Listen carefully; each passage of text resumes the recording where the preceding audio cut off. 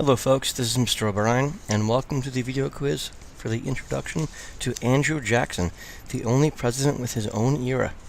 And he lived, as you can see, from 1767 to 1845. So let's get started, looking at the bottom on page 1. The career of Andrew Jackson, whose unprecedented inauguration drew a raucous crowd of 20,000 that crashed through the White House, represented major developments of his era. His life and presidency reflected the power of the market revolution, westward expansion, the spread of slavery, and the growth of democracy. He symbolized the self-made man, having risen from a humble frontier in South Carolina and Tennessee and practiced law and served in the state's legislature and courts, all before winning fame through triumph at the Battle of New Orleans, which, remember, took place after the War of 1812 was already over. Most important, Jackson represented the rise of political democracy. There's two important things you need to get from this paragraph. Number one, his White House inaugural ball turned into a raucous party. People were drinking too much. He actually had to be escorted out of the White House for his own safety. And the next day in the papers, many of the elite in D.C. called it the reign of King Mob. Like he was going to be an elected monarch now because he had control over the common people. They were never going to stop voting for stop voting for him or people like him. And that's the other important takeaway, that he represented a kind of a de-elitification of Washington, D.C. That had been in place since the Constitution. Okay? So the essential question for Andrew Jackson is, was he a champion of the common man, or was he King Andrew, as his political opponents liked to call him? So, since this is an introduction, we're not going to get into many of the specifics of Andrew Jackson's presidency itself. We're going to talk about the situation in which he arose, and his kind of beginnings. So, number one, what were the democratic trends of the 19th century, meaning the early 1800s? Alright? One trend is, more and more white men were increasingly getting the right to vote. So from 1800 to 1830, 1840, 1850, by the time we get to the 1840s, 1850s, pretty much all free white men were able to vote. Alright, which pretty much meant universal manhood suffrage, universal white manhood suffrage. All white men, regardless of property requirements by 1840, 1850, had the right to vote. So looking at the notes underneath here, one basis of political democracy in this period was the challenge to property qualifications for voting. It began in the American Revolution, but culminated in the early 19th century. After the Revolution, no new state required property ownership to vote, and in older states, constitutional conventions in the 1820s and 30s abolished property qualifications, partly because the growing number of wage earners, market revolution, who did not own much property, demanded the vote. In the South, however, where large slave owners dominated politics and distrusted mass democracy, property requirements were eliminated only gradually and disappeared quite late. So the southern elite, the planters, had more of a stranglehold over the government. By 1860s, when they lost their stranglehold, Civil War, the personal independence required of the citizen was henceforth located not in owning property, but in owning oneself, a reflection of this period's individualism. The single exception to this democratizing trend was Rhode Island. The RI you see up there, that's on the 1830 map. That's green. They kept their property qualifications up north. The state was a center of factory production, and many wage earners could not vote. Textiles, cotton. In 1841, reformers met at a People's Convention and drafted a new state constitution that gave the vote to all adult men and stripped it from blacks.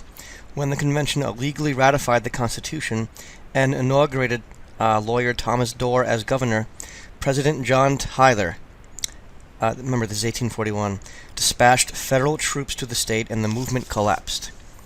So that's one trend. White men were getting the right to vote, and Jackson was a very big beneficiary of that. Also, voter turnout was increasing, as you can tell by this chart. Let's look at the notes underneath. By 1840, more than 90% of adult white men could vote. By then, America had a vibrant democratic system that engaged massive numbers of citizens. Lacking traditional bases of nationality, such as ethnicity or religion, democratic political institutions imparted a sense of identity to Americans. Alexis de Tocqueville, a French writer who visited the U.S. in the early 1830s, wrote of this American political culture in his classical book, Democracy in America. As an aristocrat, wealthy nobleman, Tocqueville disliked too much democracy, but his key insight was that democracy was more than just voting or political institutions. Democracy, to Tocqueville, was a culture that encouraged individual initiative, affirmed equality, and a public sphere full of voluntary organizations that wanted to improve society. Again, it was that classical liberal notion of freedom that was winning out. Individual freedom, absence of restraint from the outside. Democracy was new. The idea that sovereignty resided in the mass of ordinary citizens was a departure in capital W Western thought, which traditionally had viewed excessive democracy as the road to anarchy. But in the U.S., pressure from those originally excluded from political participation created a democracy for white men that triumphed in the age of Jackson.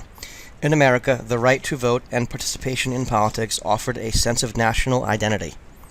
By the 1830s, the term citizen in America had become synonymous with the right to vote. Remember that, freedom became synonymous with the right to vote in the Jacksonian era. So moving on. Alright, so during this era, Jacksonian era, white male suffrage increased. Also increasing democracy, we began to have party nominating committees instead of congressional caucuses. Instead of Congress choosing the candidates for the elections, we began to have party nominating committees that were not just elite members of Congress choosing the candidates. So there was less elite choosing the candidates in the Jacksonian era. There was a further expansion of this public sphere of public discussion and argument of politics. You began to see during this era popular campaigning, parades, rallies, floats, the modern-day campaign. Jackson was the first national candidate, the first candidate to run a modern-day campaign as we know it. And the two-party system returned, remember, in 1832. The second-party system was basically John Quincy Adams versus Andrew Jackson. The Democrat-Republicans split. The Republicans, who eventually became the Whigs, was the party of John Quincy Adams, and the Democrats that formed in 1828 was the supporters of Andrew Jackson. Looking at the notes underneath here. The market revolution and political democracy expanded the public sphere and the world of print. This, quote, information revolution was facilitated in part by the invention of the steam-powered printing press, which printed much more matter at far less cost.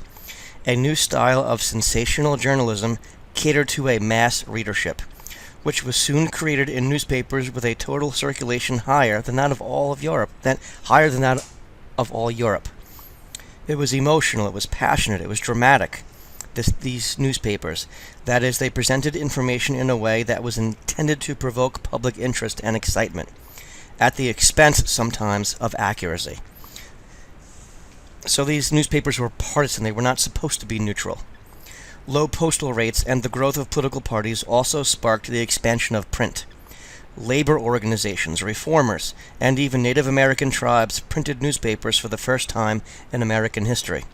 And the growth of print offered a new generation of women writers a venue for expression.